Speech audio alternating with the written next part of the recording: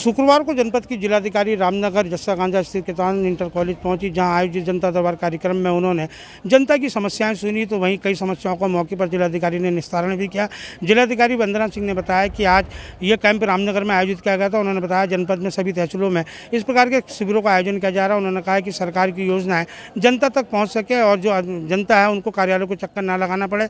ऐसे शिविरों में जनता की समस्याओं का मौके पर समाधान हो, इसको लेकर ये आयोजन किया गया था। शिविर का उन्होंने बताया शिविर में सड़क, पानी, बिजली जैसी समस्याएं आई, इसका समाधान कई समस्याओं को किया गया और अधिकारियों को जो बची हुई समस्याएं उसके निपटाने के निर्देश दिए गए हैं। तो वहीं अवैध खनन और जो ओवर स्पीड डंपर हैं उसके खिलाफ भी जो है लगातार शिकायतें हैं, उसको लेकर उन्होंने विभाग के अधिकारियों को निर्देश दिए हैं।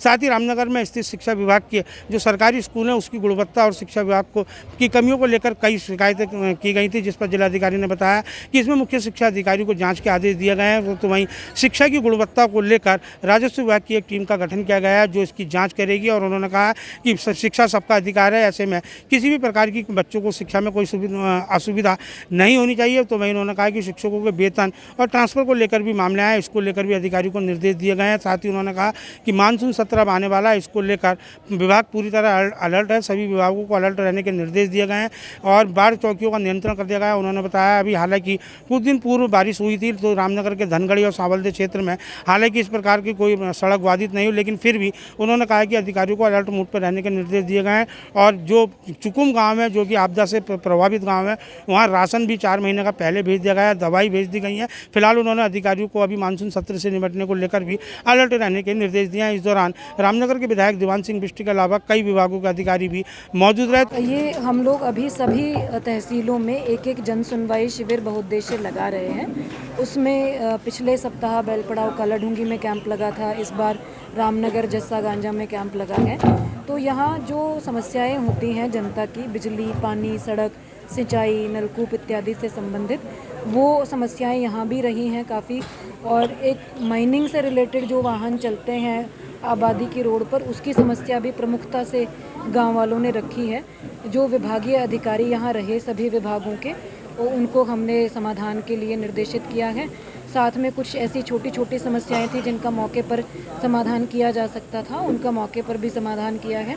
तो जो समयबद्ध निस्तारण है वो हम लोग प्राथमिकता से इन समस्याओं का करवाएंगे विभागों से, और दोबारा इसका फॉलोअप भी हम लोग समीक्षा बैठकों के माध्यम से करेंगे। ज़्यादातर इन कैंपों के लगने से ये सुविधा होती है ग्रामीणों को कि गांव के बीच में ही सभी अधिकारी एक साथ मिल जाते हैं।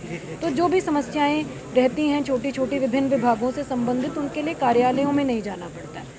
तो उसको ही हम लोग आगे बढ़ाएंगे और भी एरियाज़ में इस तरह के कैंप लगाते रहेंगे। मैम अगर बात करें शिक्षा विभाग की, बहुत स्थिति देखने को मिली है, अधिकारियों की लापरवाही मिली है, किस प्रकार की कार्रवाई के निर्देश? अभी खंड शिक्षा अधिकारी के संबंध में कुछ शिकायतें आई हैं जिस पर विभाग को जांच के निर्देश दिए हैं। इसके अलावा कुछ विद्यालय में टीचर्स के स्थानांतरण को लेकर भी शिकायतें सामने आई, जिसमें ग्रामवासियों ने जो है मांग रखी कि हमारे टीचर को नहीं हटाया जाना चाहिए। तो उसको विभाग परीक्षण करेगा, उसमें कार्रवाई करेंगे। और कुछ विद्यालय ऐसे भी आए जिसमें बहुत टीचर्स, बच्चे ज़्यादा हैं लेकिन टीचर कम हैं, तो उसमें टीचर की व्यवस्था भी विभाग के माध्यम से कराई जाएगी। कुछ शिक्षकों की समस्या भी आई है, उनके वेतन इत्यादि के संबंध में, उस पर भी हम लोग अगले 1 सप्ताह के अंदर कार्रवाई करके उनका वेतन निकलवाएंगे। तो अन्य जो भी लापरवाही की बातें आई हैं शिक्षा की गुणवत्ता को लेकर, इस पर एक जांच शिक्षा विभाग करेगा। और 1-2 विद्यालयों में हमने अलग से भी समिति राजस्व विभाग की गठित करी है, वो भी इसमें जांच करेगी। सरकारी अस्पताल को लेकर कई अनियमितताएं आ रही हैं।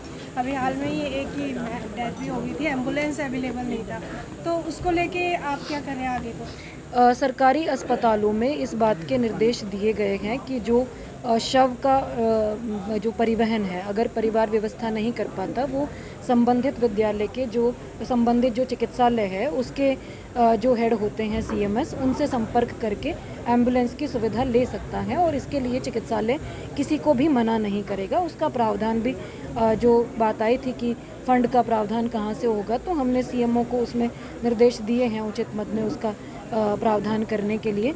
ये मैटर रामनगर का कल नॉलेज में आया, जिसमें रिक्शा से परिवहन करने की बात आई, तो इसमें सीएमओ को जांच करने के लिए कहा है।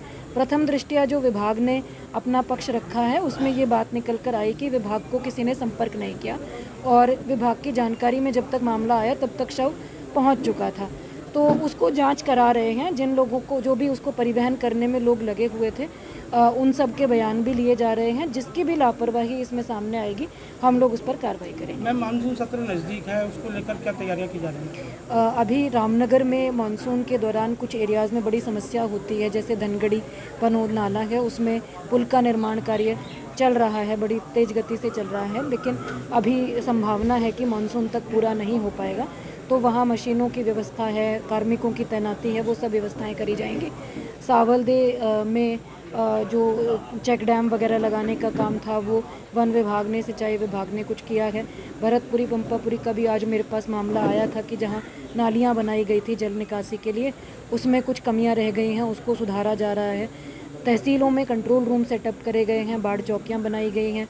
विभागों को 24/7 की तर्ज पर अलर्ट रहने के लिए निर्देश दिए हैं। कंट्रोल रूम फंक्शनल रहेगा, कोई भी समस्या ना हो और कोई आपदा आए, कोई ऐसी परिस्थिति आए आकस्मिकता की, तो उसमें जो विभाग का रिस्पांस है उसमें कम से कम टाइम लगे, त्वरित रिस्पांस हो पाए, उसके लिए हम लोग प्रयास करेंगे।